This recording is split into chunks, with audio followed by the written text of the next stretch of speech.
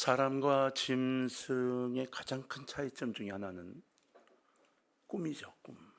꿈을 갖고 있느냐 없느냐.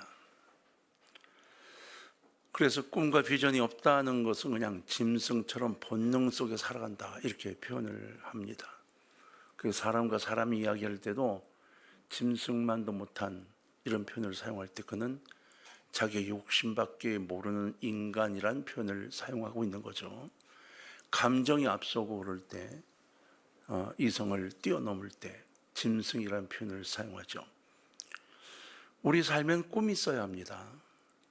꿈이 없으면 사람이라 할지라도 하나님의 역사 안에 있는 하나님의 사람은 되지 못합니다.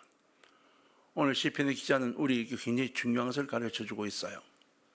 그 내용을 전체를 다 묶으면, 야, 하나님이 우리에게 이렇게까지 역사하시는데 왜 그러고 있는데, 이렇게 묻고 있는 거예요. 나도 겪어보니까 하나님이 나와 동행하시고 나에게 힘을 주시고 꿈도 주시는데 왜 내가 일을 못했지? 이제 우리 정신 차려보자, 이런 내용을 담고 있습니다. 우리는 삶 속에서 환난을 만나게 되어 있어요. 자동적으로 환난을 겪게 되어 있습니다. 우리가 아담과 하와를 조상으로 삼고 있기 때문에 이 환난은 당연히 우리에게 와 다 있죠. 사단이 그냥 있지 않죠. 우리를 평안히 놔두지 않습니다. 내가 평안하다 생각할 때는 반드시 무엇인가 찌를 준비를 하고 있거든요. 인생 속에서 부딪히는 고통, 고난, 외로움, 고독, 실패, 사망, 절망, 한숨, 이 모든 것들, 그러나 이렇게 나눠보면 굉장히 많은데 그냥 이것을 환난 묶으면 하나로 보입니다. 근데 아시나요? 하나님께서는 이 환난 가운데서 우리를 붙잡아 주시고 우리 기도를 들어주신다는 것이죠. 환난이 없으면 기도다운 기도를 잘 안 합니다. 환난이 있어야 기도를 하는데, 그래서 환난을 주시는가? 그렇진 않아요. 그러나 안타까운 것은 이 환난 가운데서 기도하지 않는 사람이 있어 안타까운 거죠.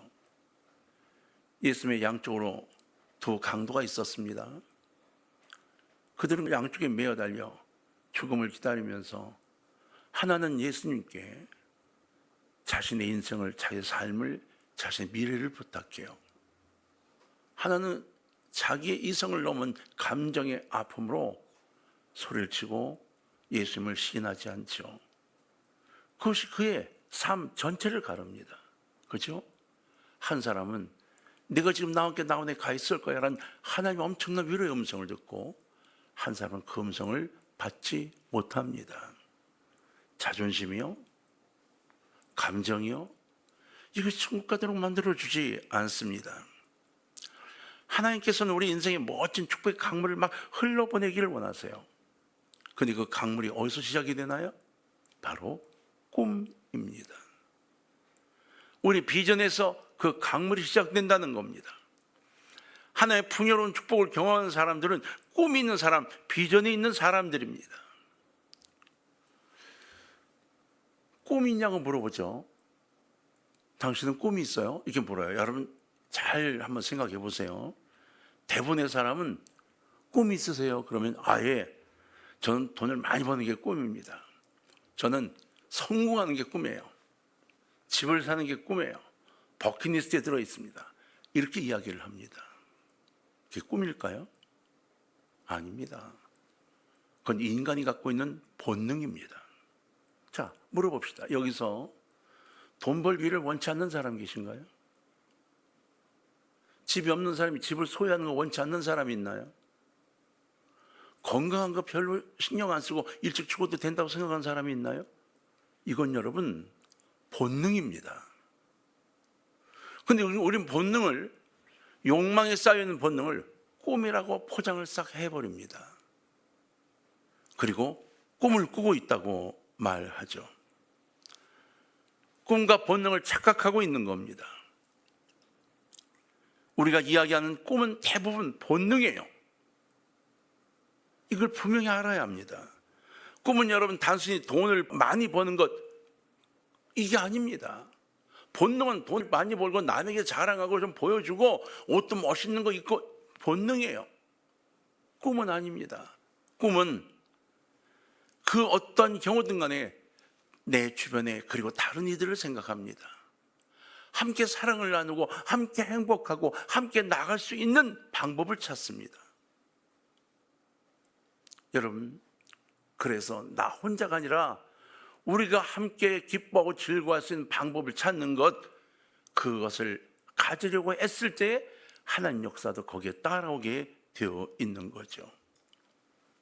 여러분 어떠세요? 내가 하는 일을 통해서 다른 이들이 어떤 행복을 줄 것인가를 생각해 보십니까? 내가 지금 하고 있는 직장의 일을 통해서 다른 어떤 사람들이 행복을 어떻게 나눠줄까 고민하십니까? 그걸 왜 기도하세요? 아니면 이 일을 통해 돈 많이 벌어 집 사는 게 꿈이라고 말하세요? 우리는 그리스도인인데 정확하게 꿈을 갖고 있지 않습니다. 본능적인 욕심만 갖고 있는 겁니다. 우리 아이가 잘 됐으면 좋겠어요. 꿈인가요? 본능입니다. 아이고 아무개 집사님 내가 누구 애가 잘 됐으면 좋겠어요. 꿈이 커가고 있는 겁니다. 우리 교회 아이들이 커서 큰 일꾼들이 됐으면 좋겠어요. 꿈입니다. 누구네는 몰라도 우리 집 아이들만큼은 본능입니다. 그런데 아주 선물 상자처럼 포장을 해놓고 꿈이라고 적어 놓습니다. 우리에게 비전과 본능을 구별할 줄 아는 지혜가 있어야 하는데 미안하지만 이 지혜를 갖고 있지 않을 때가 많습니다. 본능은요 결국 욕심입니다. 욕망입니다. 이뻐지고 싶다고요? 꿈이라고요? 아니에요. 저는 그래서 성형수술하는 게 꿈이에요. 그건 꿈이 아닙니다. 그것은 욕심입니다. 대부분의 사람들은 욕심을 가지고 꿈이라고 말하죠. 오늘 본문에서 우리를 향하시는 하나님의 뜻 그리고 하나님의 마음은 내가 여기에 축복의 강물을 흘려 보내기를 원해.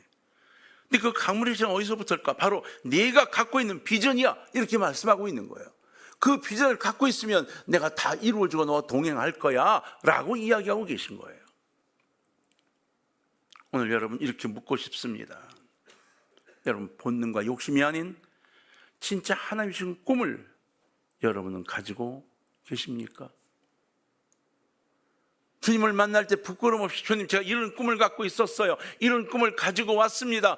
제가 그리스도인이라고 말할 수 있느냐는 겁니다. 왜 우리는 그 꿈을 갖지 못할까요? 왜 하나님이 주신 꿈을 꾸지 못할까요? 가장 큰 이유는 핑계입니다. 핑계. 내 자신이 갖고 있는 두려움으로 인한 핑계. 환경을 탓하죠. 부모님 탓을 합니다. 남을 탓합니다. 태어날 때 이렇게 태어나서라고 말하고 내 환경이 이래서 내가 태어난 것이 하필 태어나보니 방글라데시니까 하필 대구니까 이렇게 남의 탓을 하게 됩니다. 아니요. 하지만 꿈꾸는 사람은 그 핑계와 탓을 넘어섭니다.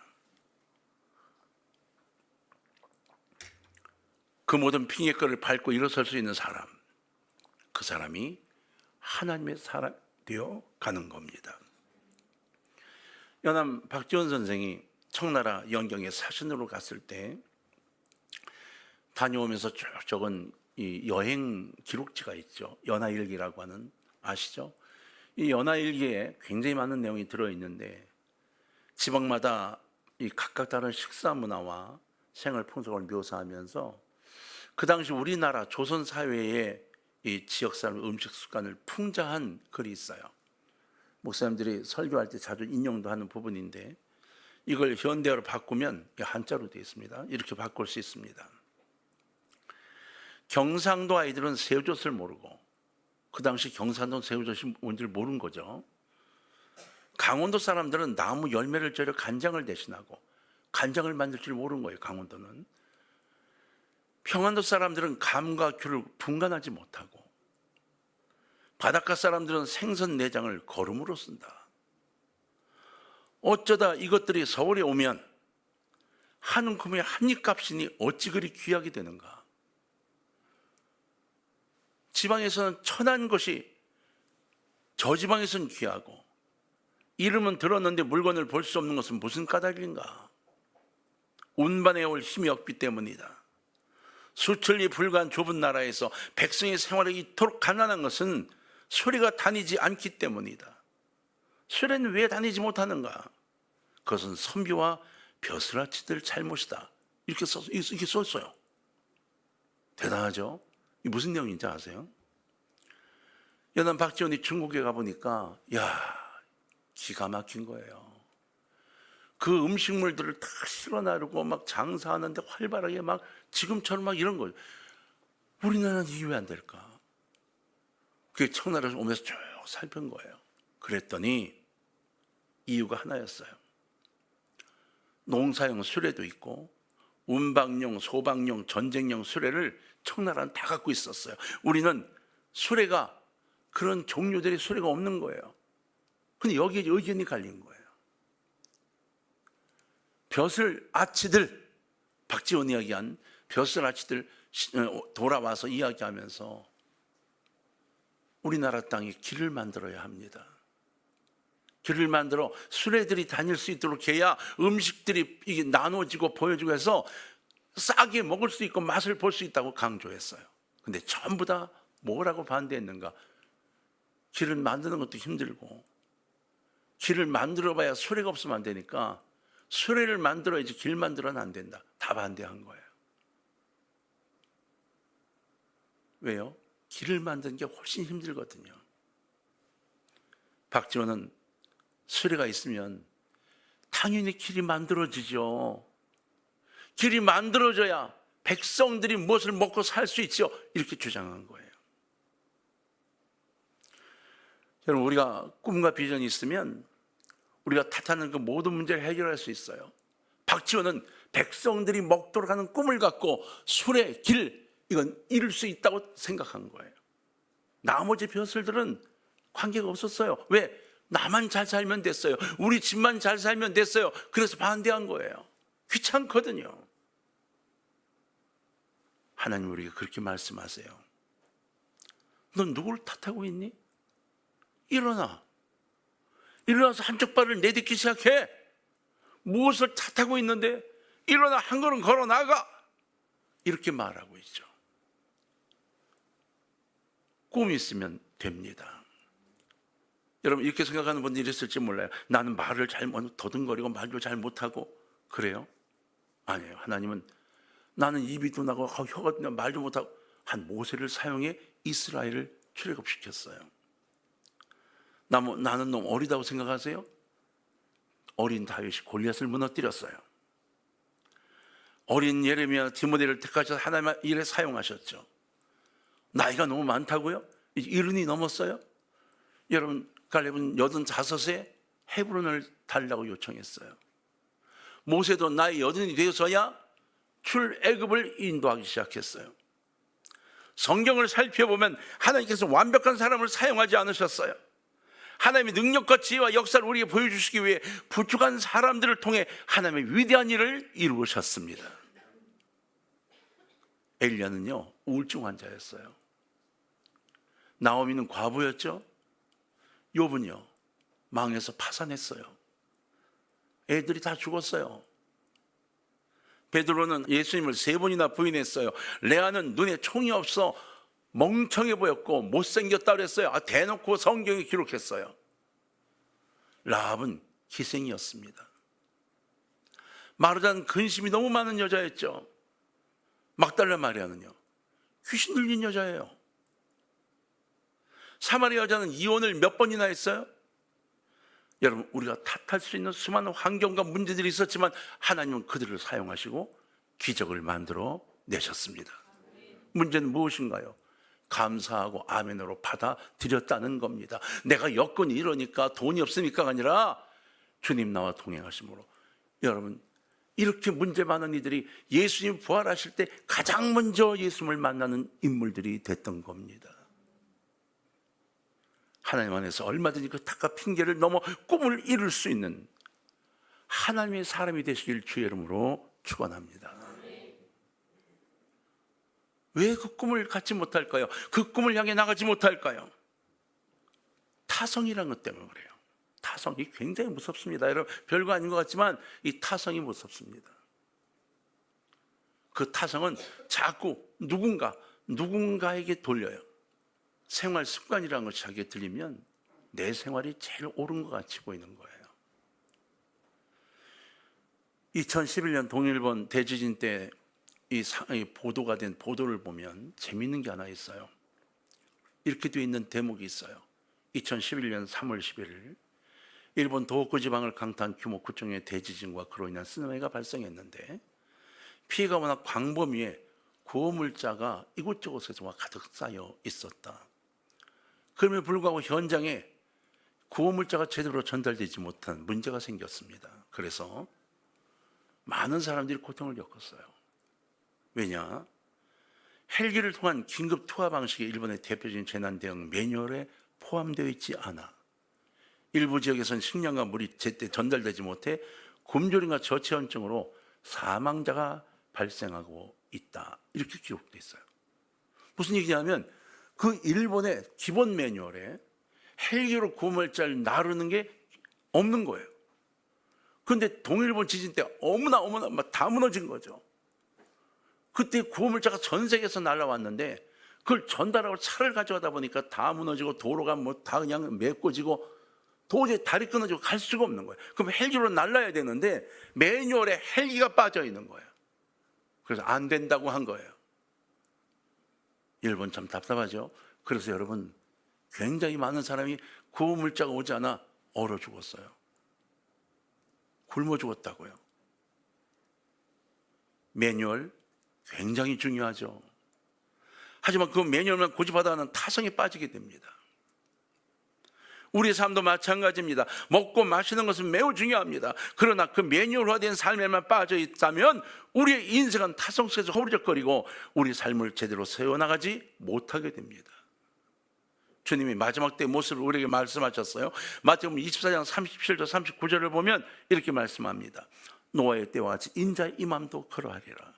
홍수전에 노아가 방주에 들어가던 날까지 사람들이 먹고 마시고 장가들고 시집가고 있으면서 홍수가 나서 그들을 다 멸하기까지 깨닫지 못하였으니 인자의 임함도 이와 같으리라.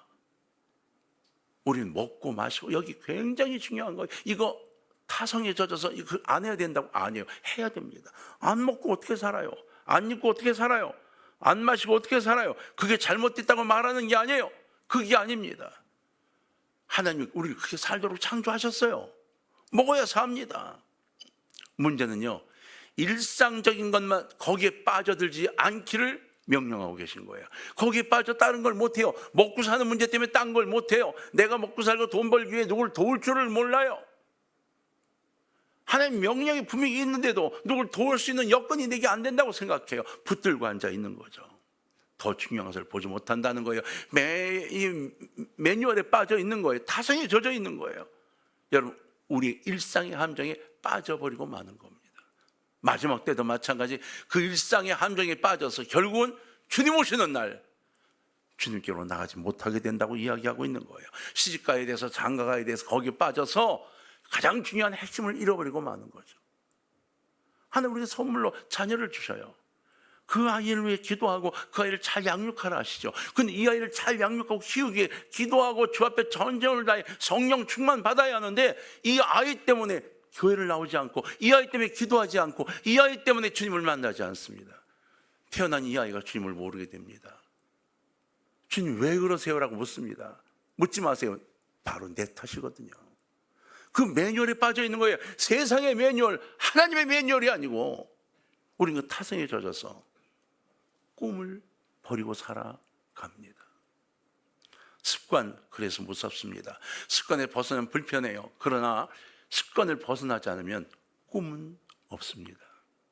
일상적으로 그냥 살면 편한데 꿈을 꾸고 내 삶을 바꾸면 불편해져요. 그러나 여러분 부탁입니다. 포기해야 할 때도 있습니다. 타성과 삶의 매너리즘을 딛고 일어서서 주님 안에서 꿈을 꿀 수 있는 하나님의 사람이 되어보시기를 바랍니다. 마지막으로 한 가지를 정리를 좀 하자고 하면 우리가 꿈을 꾸지 못하는 가장 큰 이유는 두려움 때문입니다. 이건 설교 길게 하지 않아도 이해가 얼른 되죠. 실패하면 어떡하지? 나한테 돈키호테라고 어떡하지? 이런 이야기예요. 우리가 꿈을 꿀 때 반대하는 세력과 나를 놀리고 숙문의 세력들로부터 어떤 공격을 받을까 두려우세요? 그러지 마세요. 라이트 형제가 처음 비행기를 만들 때 미국의 모든 언론이 라이트 형제를 뭐라고 표현했는지 아세요? 바보, 이렇게 표현했어요. 쇳덩어리가 난다고? 저 나무 조각들이 난다고? 바보. 이렇게 말했어요. 과학자들은 과학적인 논리를 쭉 정리하면서 과학적으로 절대 맞지 않는다고 이야기했어요. 과학자들은 그때까지 연구한 모든 연구를 다 동원해서 창조 원리와 전혀 다르다. 새밖에 날을 수가 없다. 날 가능성은 10,000분의 1도 안 된다. 이게 막 보도가 되고요. 기록이 막 나온 거예요. 근데 여러분, 은하계 그리고 그 법칙이 얼마나 과학자들이 알려졌을까요?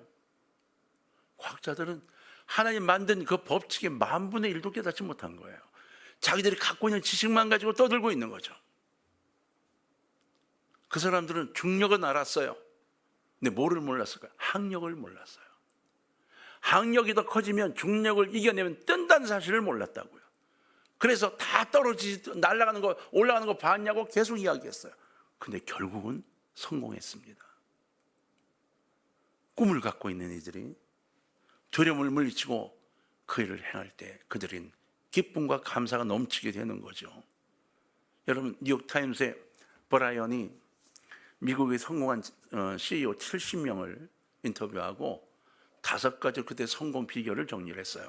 첫째, 열정적인 호기심을 가져라.